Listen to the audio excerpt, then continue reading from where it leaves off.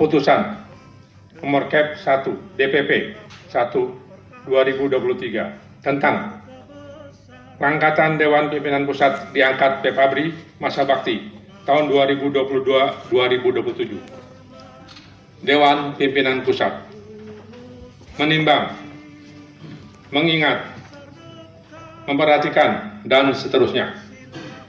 Memutuskan, menetapkan, ke-1, memberhentikan dengan hormat Dewan Pimpinan Pusat diangkat PEPABRI masa bakti tahun 2017-2022 yang nama dan pangkat dengan jabatannya sebagaimana tercantum pada lampiran 1 keputusan ini, dengan ucapan terima kasih atas pengabdiannya kepada organisasi PEPABRI. Kedua, mengangkat Dewan Pimpinan Pusat diangkat PEPABRI masa bakti tahun 2022-2027 yang nama dan pangkat dengan jabatannya sebagaimana tercantum pada lampiran 2 keputusan ini. Ketiga, keputusan ini berlaku terhitung mulai tanggal ditetapkan. Salinan dan seterusnya. Ditetapkan di Jakarta pada tanggal 10 Januari 2023. Atas nama Dewan Pimpinan Pusat, Ketua Umum Haji Agung Gumelar, Jenderal TNI Purnawirawan, Sekretaris Jenderal Dr. Andes Jun Mulyana, Komjen Pol Purnawirawan. Lampiran 1, Keputusan DPP PEPABRI Nomor Cap 1 DPP 1 Romawi 2023, tanggal 10 Januari 2023. Pemberhentian dengan hormat Dewan Pimpinan Pusat diangkat PEPABRI masa bakti tahun 2017-2022 dan seterusnya. Lampiran 2, Keputusan DPP PEPABRI Nomor Cap 1 DPP 1 Romawi 2023, tanggal 10 Januari 2023. Dewan Pimpinan Pusat diangkat PEPABRI masa bakti tahun 2022-2027. Mohon yang disebut untuk berdiri. Staf khusus 1. Majen TNI Purnawirawan Dr. Ede Bimo Prakoso MPA MSc, Koordinator Staf Khusus. Brigjen TNI Purnawirawan Dr. Budi Prasetyono SHMM, Wakil Sekjen, saya sendiri. 7. Kolonel Purnawirawan Dr. Andes Immanuel Teguh Nugroho MM, Wakil Bendahara. Departemen Organisasi. 8. Majen TNI Purnawirawan Tisna Komara SE, Wakil Ketua Departemen Organisasi. 9. Kolonel Purnawirawan Sri Sumiati Esos MM, Sekretaris Departemen Organisasi. 10. Dasma TNI Purnawirawan Oki Samudra SCMM, Ketua Kompartemen Pembinaan Organisasi. 11. Kolonel Purnawirawan Kuswanto SH MSI, Anggota Kompartemen Pembinaan Organisasi. 12. Kolonel Laut Purnawirawan Dr. Insinyur Sucahyo Niti Tisno Waryono MSI, Ketua Kompartemen Manajemen. 13. Kolonel Purnawirawan Surojo Esos, Anggota Kompartemen Manajemen, Departemen Kejuangan. 14. Brigjen TNI Purnawirawan Wahyu Widayat, Wakil Ketua Departemen Kejuangan.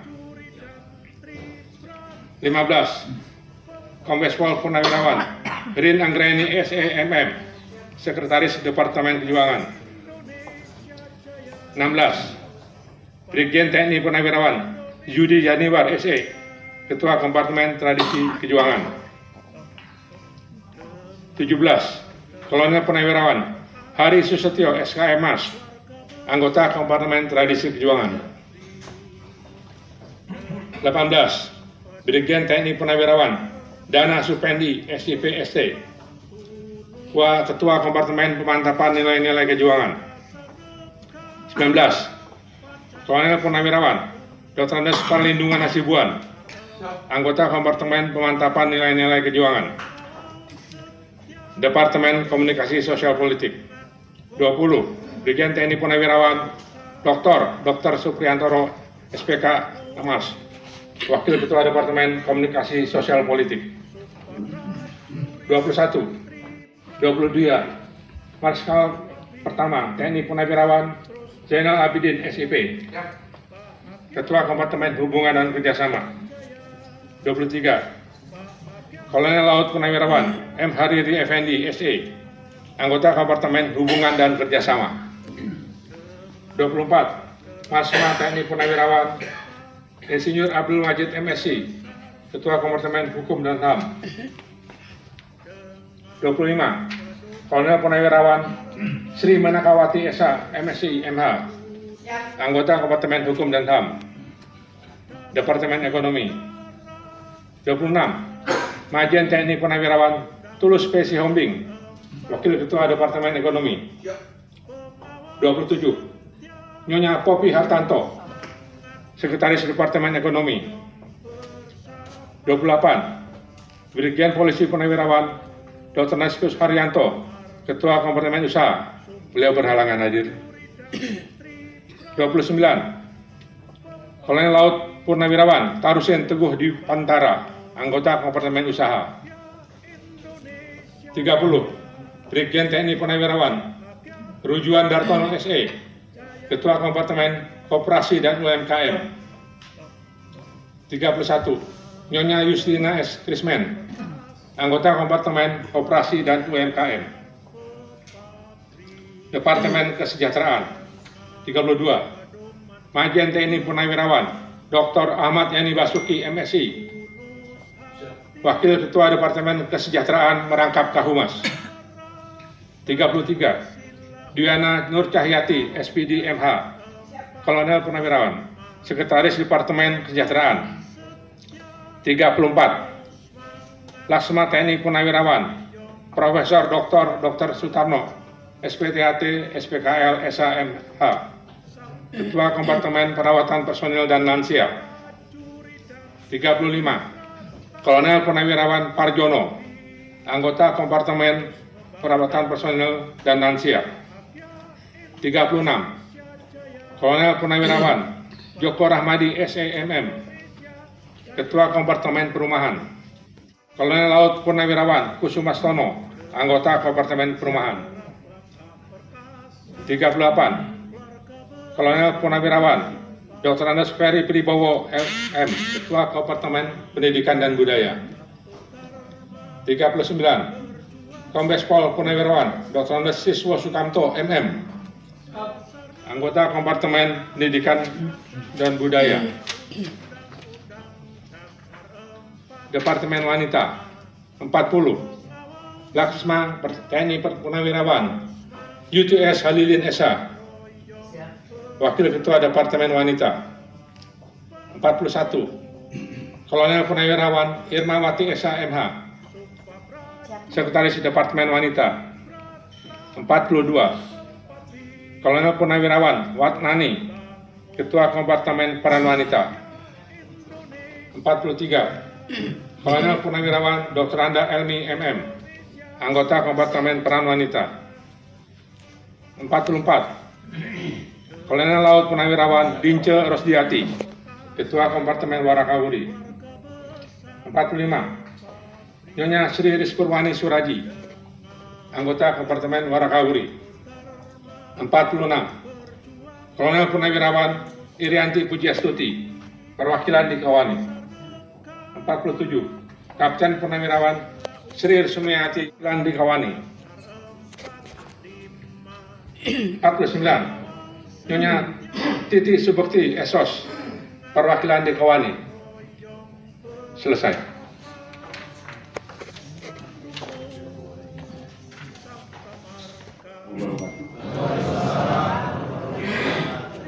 Selamat pagi dan menjelang siang.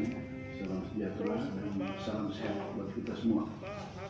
Jadi sebelum saya kukuhkan, saya lantik saudara-saudara lagi pengurus DPP Kopasri. Saya ingin juga mereka-mereka yang yang akan dikukuhkan ini tahu siapa personel pimpinan terpilih pas kemarin. Ya, yang pertama tentunya saya kenalkan diri sendiri. Saya Agung Gumelar, Ketua Umum DPP Kopabri, masa bakti berapa nih? 22 tempat. Ya. Kenapa? Ini sebenarnya waktu 5 bulan sebelum Munas itu sudah saya tekankan, cari jaring calon pengganti saya. Gitu. Saya sebut nama-namanya kan, siapa. Itu udah petunjuk saya. Tapi kemudian waktu berjalan pada saatnya Munas, malah reklamasi lagi. Aduh. Tapi oke lah, saya mengambil sebagai satu kehormatan, sebagai satu kepercayaan. Yang kedua, di sebelah kiri saya adalah Wakil Ketua Umum Kopabri, DPP Kopabri, Laksamana Purnawirawan.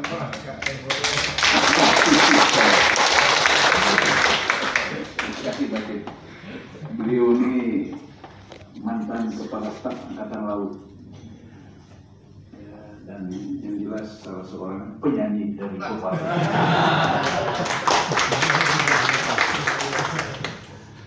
Berikutnya mungkin sekjen kita ini yang membacakan tadi susunan acara ini, Pak Komjen Pol Purnawirawan Yun Mulyana. Jabatan terakhirnya Wakapolri, waktu Kapolrinya Pak Bimantoro. Di sebelah kiri dari Payun ini Marsikal Muda Hadi Dwiono. Ini tapi kalau keningnya mengkerut. Di sebelah kirinya Mayor Jenderal TNI Purnawirawan Sam Nyoman Sulisma.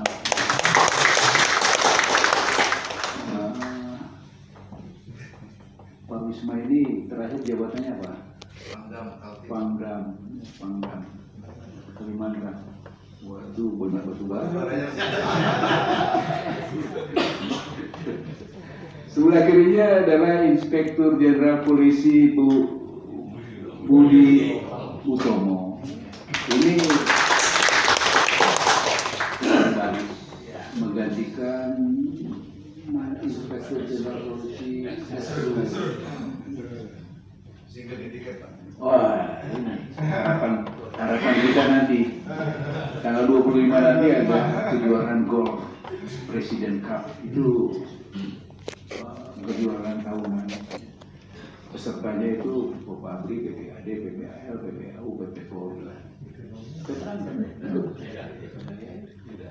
Nah, Kopabri ini dari dulu selalu nomor buncit, nomor 5.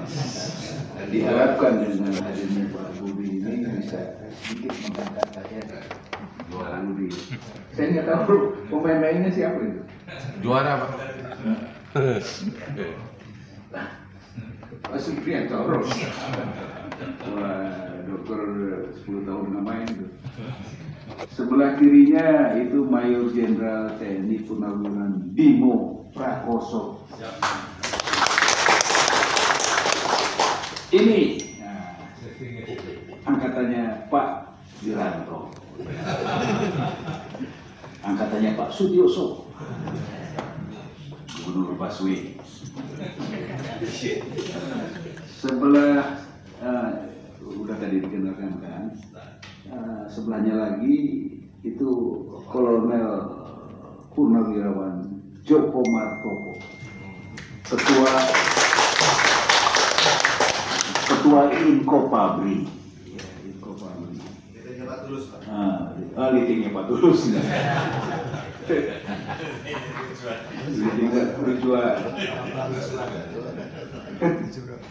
Terus di Yamawan. Pak Yamawan kemana? Pak Sulaiman di Jogja, Pak. Oh, Jogja ya. Oh, baru balik. Jadi kami ini wakil ketua Yamawan. Pak Laksamana pertama Karpuji. Sebelah kirinya ini dia. Bapak Suprapto. Suprapto ini anggota kehormatan Bapak Abdi. Dan banyak orang tahu Pak Suprapto ini adalah jago sawer, tukang sawer. Benar nggak? Betul kan? Soal nanti ada sawer apa enggak kita nggak tahu. Kalau begitu yang rapat ini semuanya hari ini dapat satu juta.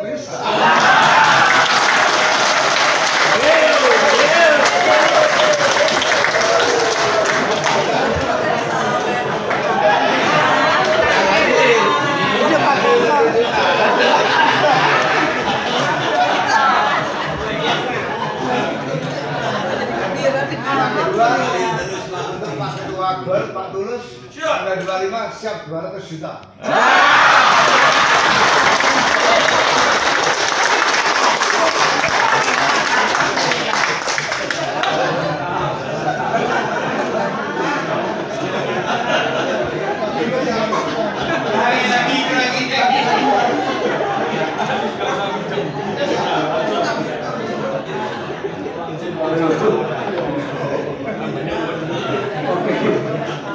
Lanjutkan dulu ya.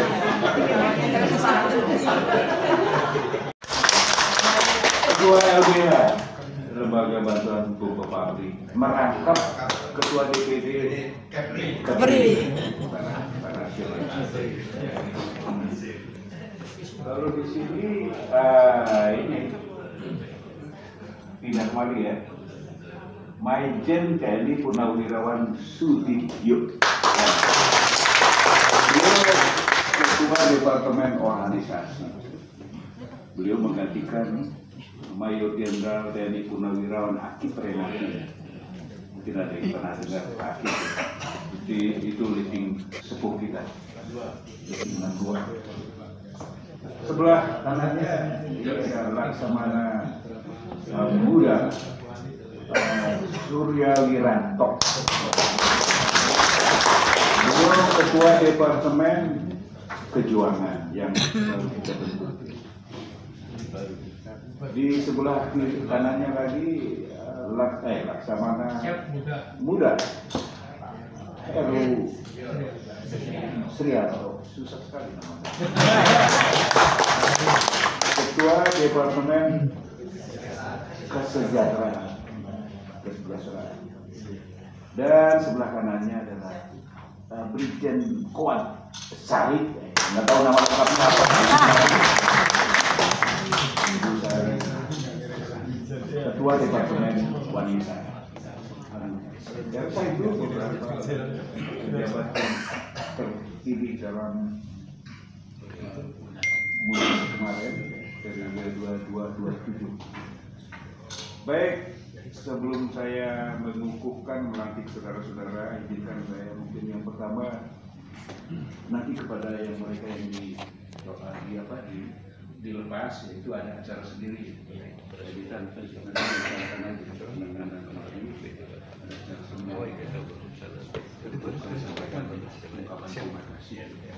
kepada saudara-saudara yang terpilih yang baru saja dilakukan tadi, pertama saya ucapkan tentunya selamat datang di Kopabri.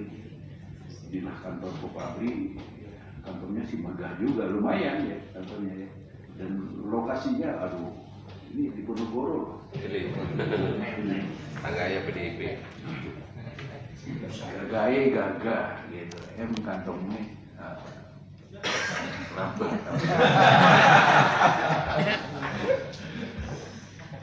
Dan terima kasih bahwa saudara-saudara bersedia untuk menjadi anggota Kopabri.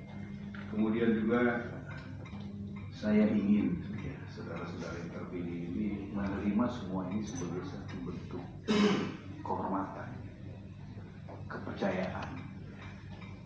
Dan ketika siapapun yang menerima kehormatan dan kepercayaan seperti ini, saya berharap agar supaya bisa mempertanggungjawabkan kepercayaan dan kehormatan. Tekad dalam hati saudara-saudara adalah aku akan berusaha untuk tidak mengecewakan kepercayaan dan kehormatan ini. Itu yang saya harapkan. Kemudian untuk diketahui bahwa Popabri ini kan satu organisasi berkumpulnya para purnawirawan. Jadi saya selalu mendengungkan, mungkin mulut saya ini berbunyi saya dimanapun saya berada, selalu saya mengumandangkan soliditas TNI dan Polri adalah jaminan tetap kokohnya NKRI. Ini harus dipegang teguh oleh kita semua, warga keluarga besar Popabri. Kemanapun saya berada, ke wilayah Kodam, ada DPD di sana, selalu kalau ketemu Pangdam, ketemu Kapolres, saya rangkul, saya minta, tolong deh didengar, dicamkan soliditas TNI dan Polri adalah jaminan tetap kokohnya NKRI. Itu selalu saya katakan. Ini semua berdasarkan pengalaman empirik ya, selama perjalanan karir saya baik di tentara, baik di birokrasi. Ternyata soliditas TNI dan Polri adalah jaminan tetap kokohnya NKRI. Sebesar apapun ancaman terhadap negeri ini, selama TNI dan Polri solid, tidak akan mampu memgoyang NKRI. Nah, ini tolong dijabarkan dengan arti lain juga dari apa yang saya sampaikan ini. Kalau terjadi hal-hal yang apa istilahnya ya, keprihatinan satu angkatan. Katakanlah sekarang Pak Polisi ini lagi prihatin, maka berkumpulah para pejuang kemerdekaan kita ini. What next setelah kita merdeka ini? Maka mereka kemudian mempertimbangkan dua faktor utama. Faktor utama pertama adalah faktor geografi. Kita ini negara kepulauan, terbentang dari Aceh sampai ke Irian, Papua. Letaknya begitu strategis, indah permai, ya, kaya raya. Itu pertimbangan yang pertama yang dilakukan oleh para pejuang kemerdekaan. Faktor utama yang pertama. Faktor utama yang kedua adalah faktor demografi. Kita ini negara heterogen maju, multi etnis, multi bahasa, multi adat, multi agama. Itu faktor utama kedua yang dipertimbangkan oleh para pejuang kemerdekaan. Dengan mempertimbangkan dua faktor utama ini, maka para pejuang kemerdekaan kita berketetapan, bersepakat untuk mendirikan sebuah negara yang namanya Negara Kesatuan Republik Indonesia. Dan bersepakat pula untuk menjadikan Pancasila sebagai alat pemersatunya, falsafah hidup bangsanya, ideologi negaranya. Bangsa yang besar adalah bangsa yang mengenali sejarah bangsanya. Dan bangsa yang besar adalah yang bangsa yang menghormati jasa pahlawannya. Jadi kalau detik ini, dengarkan baik-baik. Kalau detik ini ada kekuatan yang ingin mengganti NKRI, mengganti Pancasila, itu adalah pemikiran-pemikiran yang harus kita luruskan. Itu tidak benar. Kita purnawirawan, walaupun kita sudah purna tugas, tapi kita belum pernah pengabdian. Pedoman kita tetap sabta marga. Marga pertama, kami warga negara Kesatuan Republik Indonesia yang bersendikan Pancasila. Marga kedua, kami patriot Indonesia, pendukung serta pembela ideologi negara yang bertanggung jawab dan tidak mengenal menyerah. Jadi saya heran kalau ada purnawirawan yang terpengaruh oleh pergerakan yang ingin mengganti Pancasila. Itu aneh. Kok prajurit Sabta Marga kok bisa begitu? Nah, inilah tugas Popabri untuk meluruskan cara berpikir mereka ini. Karena ada itu. Ada, memang tidak banyak ya, tapi ada. Liting saya aja, liting Pak Tulus. Itu ada beberapa yang, aduh, saya lihat kok ini aneh ini, rada aneh. Saya tanya, yang rada aneh ini, Dit, kau ini, kenapa itu celana mengatung gitu, cingkrang gitu? Jawabannya apa? Daripada masuk neraka kan? Ya, apa begitu prajurit Sabta Marga? Aneh.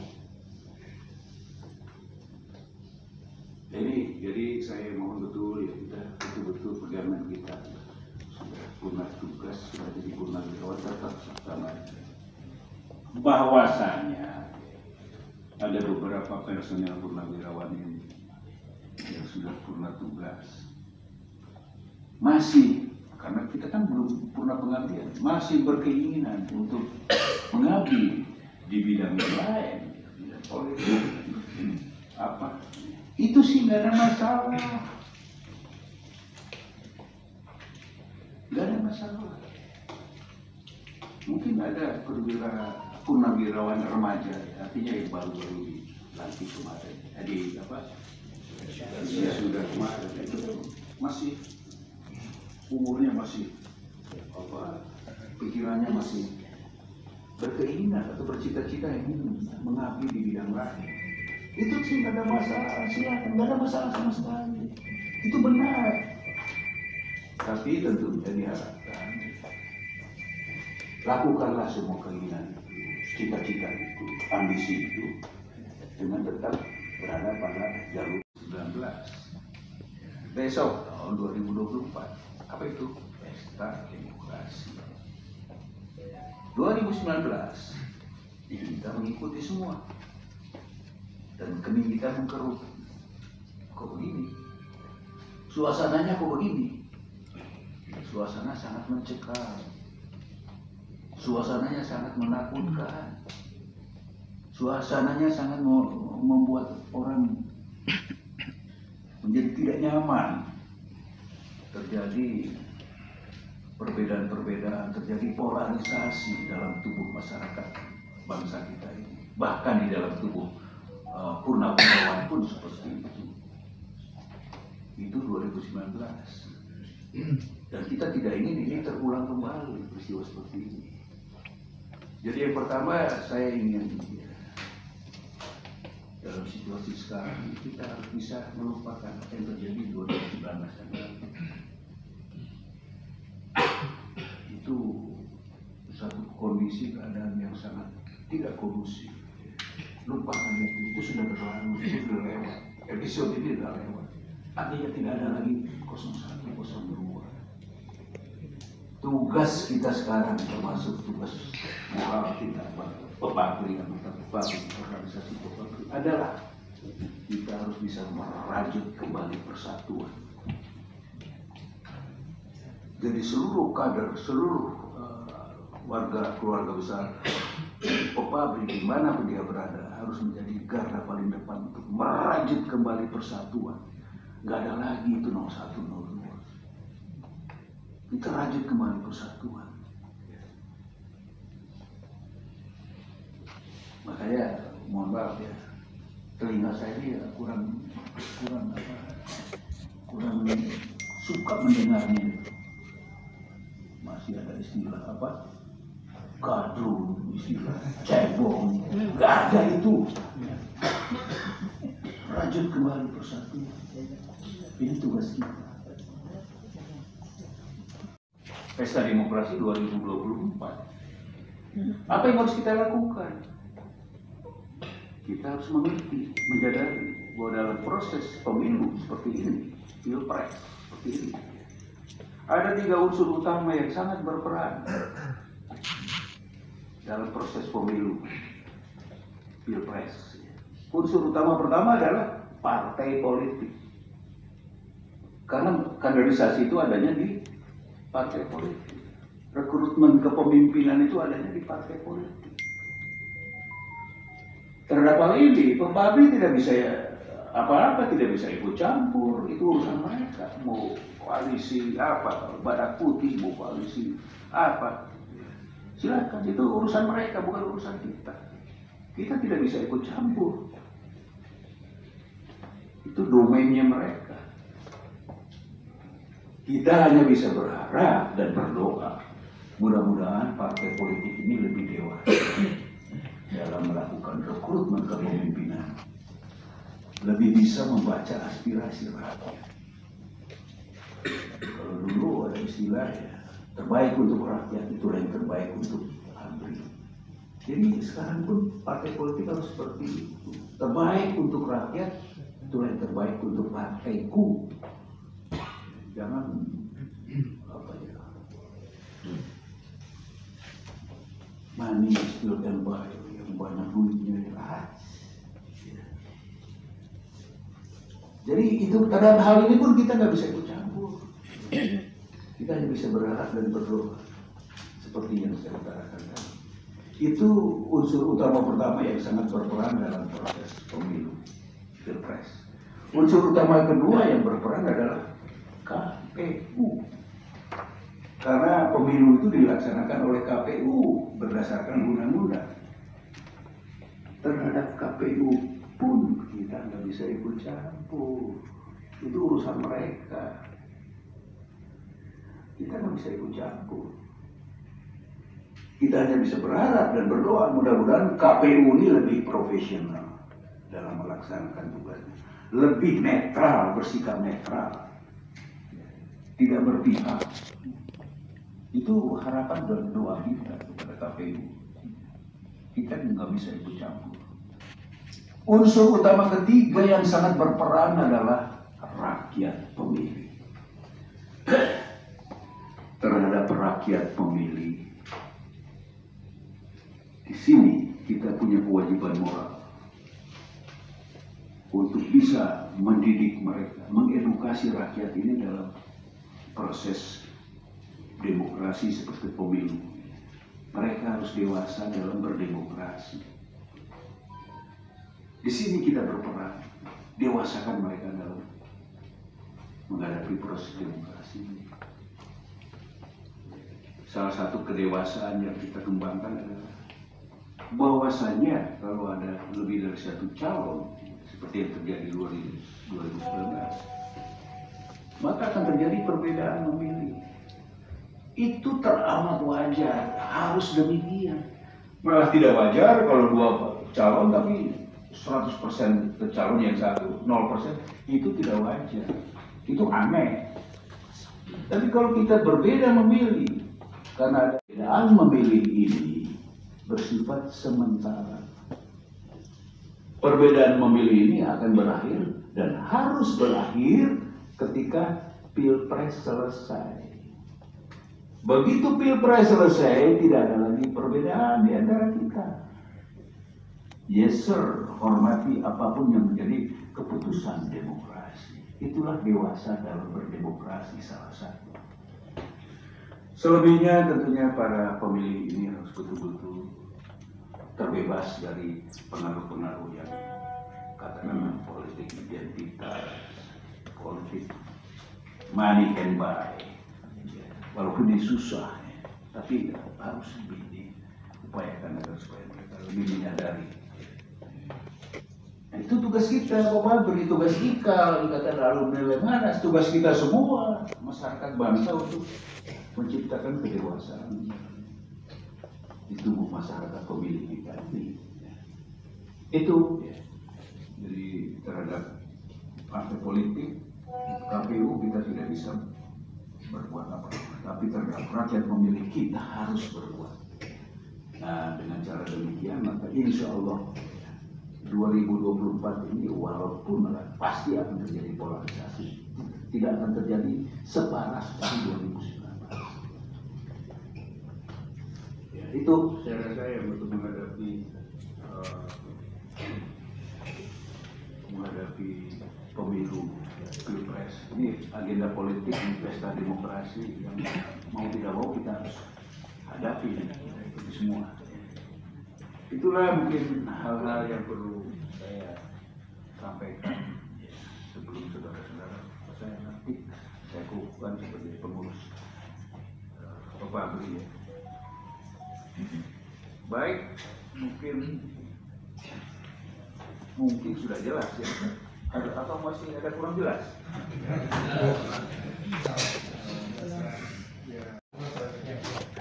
Jadi kita ya. Jadi sekali lagi Pak Ibu, diperhatikan. Saya mohon bisa ada waktu kita menyampaikan. Terima kasih sebesar-besarnya. Dan kepada saudara-saudara yang diangkat, sekali lagi saya mohon ya, terima ini sebagai satu kehormatan, sebagai satu berkat. Dan tekadkan di dalam hati saudara-saudara untuk aku akan berusaha untuk tidak mengecewakan kepercayaan dan kehormatan ini. Amin. Jadi dengan demikian maka dengan mengucap Bismillahirrahmanirrahim, saya kukuhkan saudara-saudara sebagai anggota yang diangkat. Pada hari ini tadi sudah disampaikan susunan anggotanya. Terima kasih atas kesediaan saudara-saudara menghadiri pengabdian. Kita belum pernah pengabdian akan selesai kalau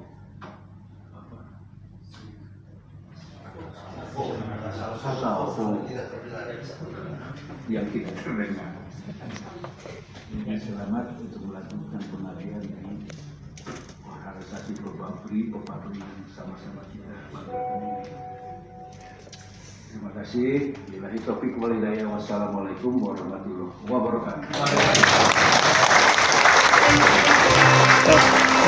Dengar derap langkah perkasa keluarga besar Popabri, dengan pedoman catur dharma, berjuang tulus hati, dasar negara Pancasila, Undang-Undang Dasar 45, pengawal setia penuh semangat, gotong royong bersama, pendukung Sabta Marga, Sumpah Prajurit dan Tribrata.